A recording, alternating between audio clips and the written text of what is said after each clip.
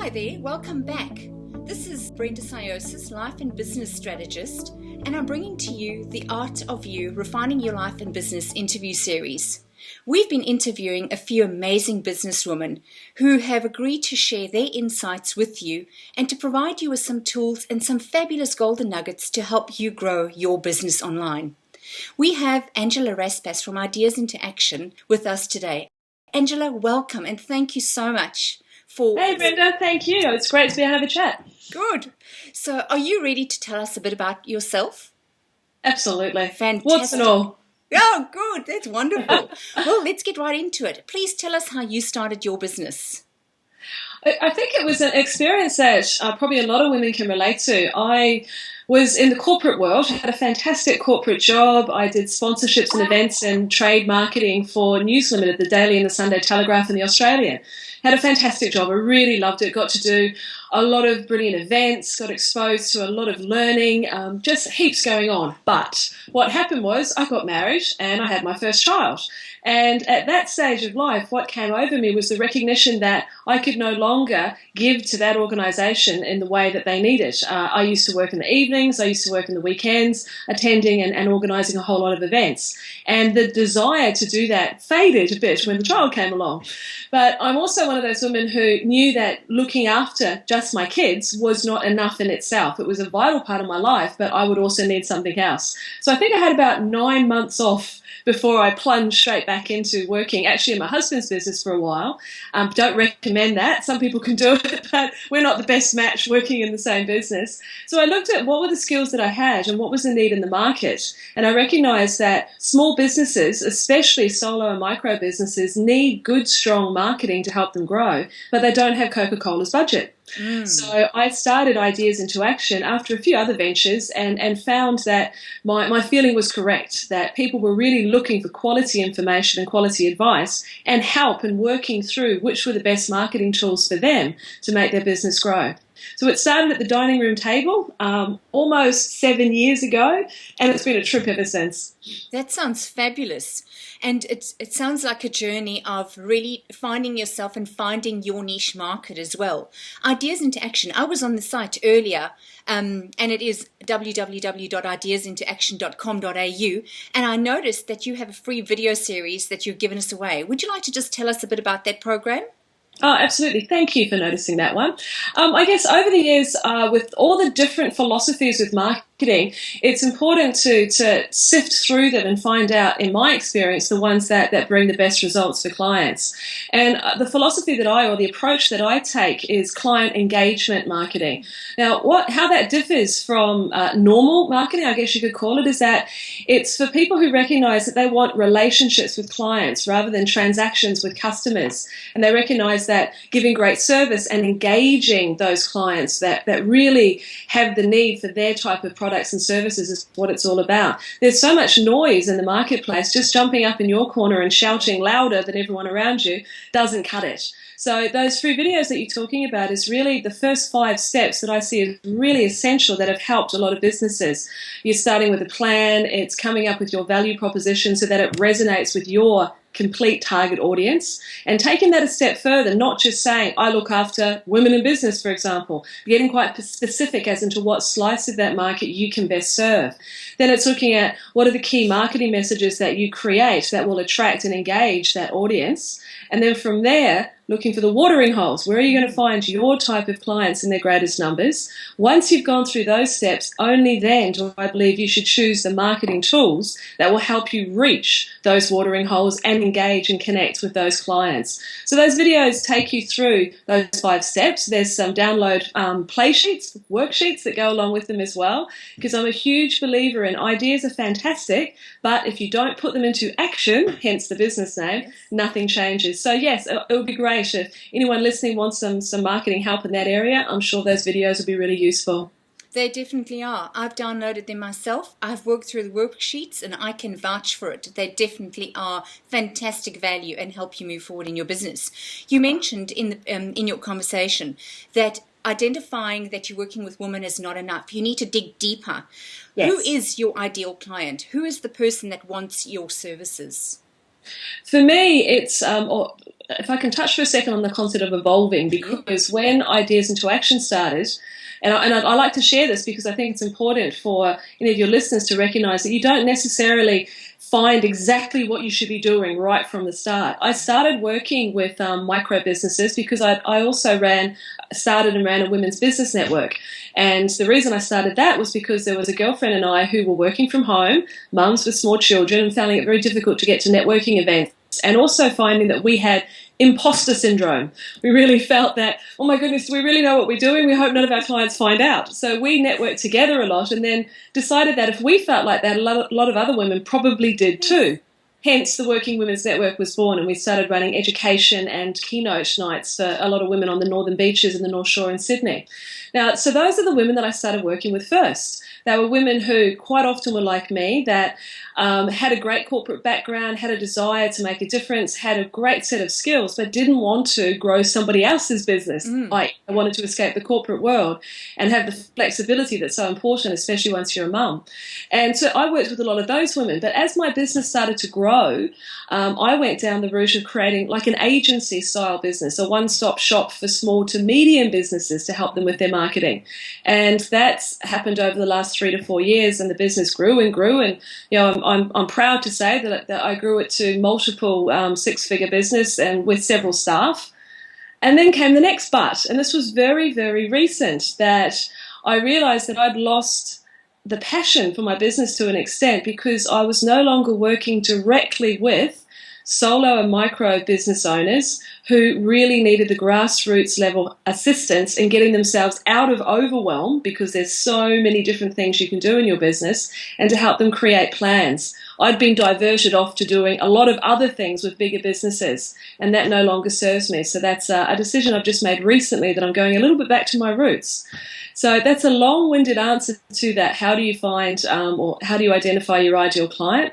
A lot of it comes, I think, from intuition as well. You need to listen to yourself. Who are you really getting the most enjoyment out of working with? Because I truly believe when you are enjoying what you do the most, when you're in your zone of genius or zone of brilliance, in my case, it's workshops and one-on-one strategy work with women. When you're enjoying it, that's when you do your best work. And ergo, when you're doing your best work, your client gets the best results. So it might sound a bit woo-woo, but I do believe that really listening to that intuition and having the courage to not only listen but then act on it makes the biggest difference in helping you select and appeal to your ideal clients. That is awesome. And, there's so much honesty in what you've just said as well. It's you've grown this huge business. You have staff working for you, and yet inside you realized your gut is just telling you you're not working according to your best capabilities because you're not in alignment with your true values. Your core focus is on the smaller business owner because you want the heart-to-heart connection with them, and you believe that is where the value is added. It's amazing, that, and I suppose that this comes back to the whole interview series, Redefining Your Life and Business. You've taken a step back, had a look to see, where am I at the moment? Is it in alignment with where I need to go? And am I living my true core values? And if it isn't, then move direction, change direction, and do what you love doing. That's just amazing. Exactly. Angela, you must have had many fears and probably many challenges during these 7 years of business. I'd love to hear from you what your biggest fear and biggest challenge was, because I'm sure many women probably have experienced the same. Well, the one that I just talked about just then was definitely a challenge. I'd wrestled with this for about 12 months before I realised what the next incarnation of me is going to be. Redefining my life, absolutely. But I think another major one that is worth sharing is the courage to gracefully let go of clients that don't align with your values. Again, and I've had this experience a few times lately. Now, as a small business owner, look, there's a lot of expenses. There's a lot of fear, as in, where is the next client going to come from? Can I pay my bills? Especially when you've got significant overheads. And an experience I had just recently with a client that we had referred to us and was starting to work with, and it all looked good when I was doing the strategy workshop and etc. But there was a little nugget in the back of my head that something didn't feel great. To cut a long story short, 2 of my staff put a lot of time into putting together some names for a new brand and some other things. And one of my staff took this information into the client and presented it, and they were incredibly disrespectful and downright rude to my staff. in such a way that I found it just wrong. There's no other way of putting it. Yeah. I don't believe. I agree that, look, as a service provider, you don't always get it right, but that there is no excuse in my value system for treating other people with the disrespect that this client did. Now, it's a big ticket item. It's several $1,000s worth of work that I have chosen to say, I'm sorry, we respectfully withdraw our services. We don't feel that we are a good match. Now, take me back 12 months ago, I couldn't have done that. Too scared, wanted the money, had a scarcity mindset that if I said no to this client, where is the next one coming from?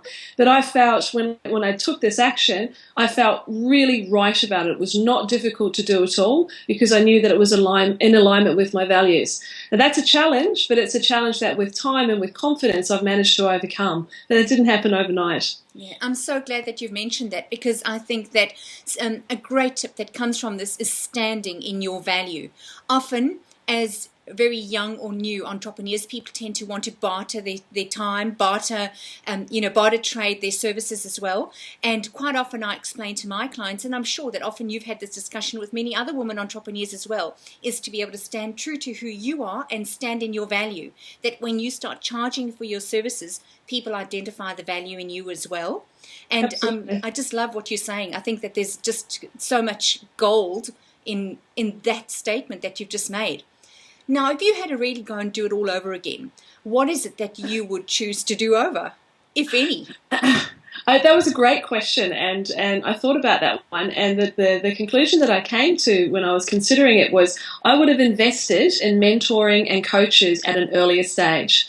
For a long time, I had this sort of, well, I've got to do it myself syndrome. And, at the beginning, you don't necessarily have the funds to run out and spend thousands of dollars on coaching, but you certainly have the funds to find a networking group where you could connect with somebody that is doing what you want to do in a bigger way and ask for some guidance and some help. That's one of the beautiful things about working a lot with women is that we are very giving without it being sort of a cliche, but most of us are very happy to help somebody else and to give the benefit of some experiences that we've had. So that's the way that I started, but it took me a while to recognize that I didn't have to have all the answers. I felt perhaps I needed to.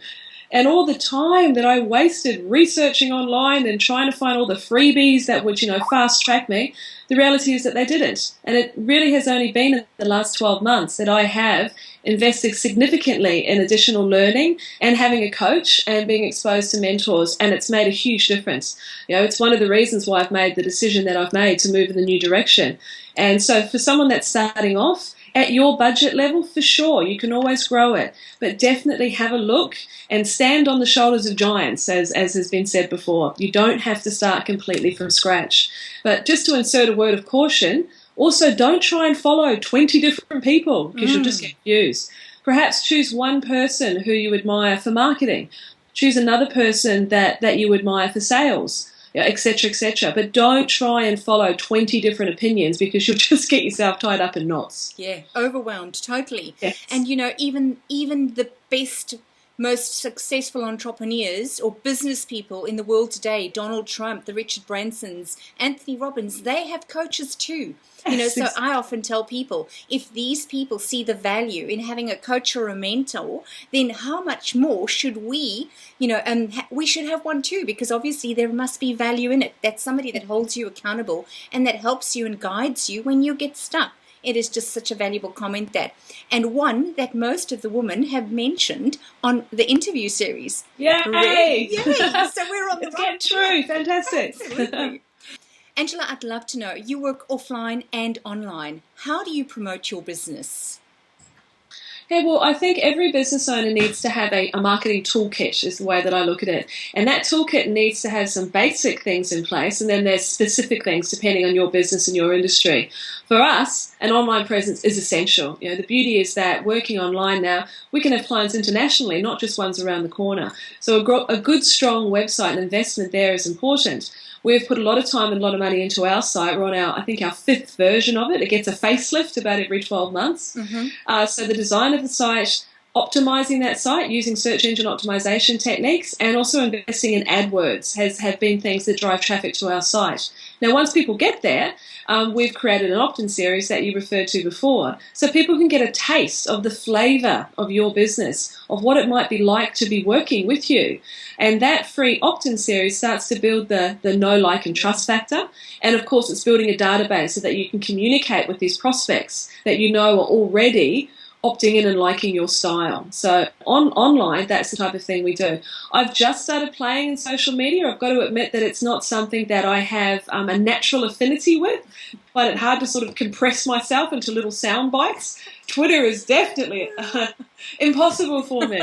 I'm committed to learning and understanding and leveraging the social media tools because, I do want to connect with a clan, with a tribe. Offline, I think it's most important to network, but not network from the perspective of, I've got to go to this event and find a client. It's all about building relationships over time. So I do that. And for me personally, speaking is a significant lead generator. I speak about client engagement marketing and quite a few other things at networking events, at oh my goodness, what's it called? The Chamber of Commerce events, etc., etc. And from there, doing a good follow-up so that you can hopefully get these people involved with your business. Might take a while to sell to them, that's fine. They need to connect and engage with you, and over time could become a client. So those are my key tools. There's other smaller ones as well, but those are the most important ones for me. It sounds like that you have a very good balance between offline and online, which I think is very good in today's market as well, because not everybody is tech savvy and not everybody wants to be able to connect with you online as well. So the offline really does it for you. Also, offline gives you the opportunity, as you say, to connect with people so that they can know, love and trust you. And it's that heart-to-heart connection where people get to know exactly who you are and what you stand for. And you're right when you say that they might not buy from you immediately. You and I both know in this industry, it takes between 7 to 13 touch points before people really get to know who you are and what you offer and whether they really want to work with you. So great insights there, definitely. Now, one tool or resource that you can't do without in your business, what would that be? People, yes. People.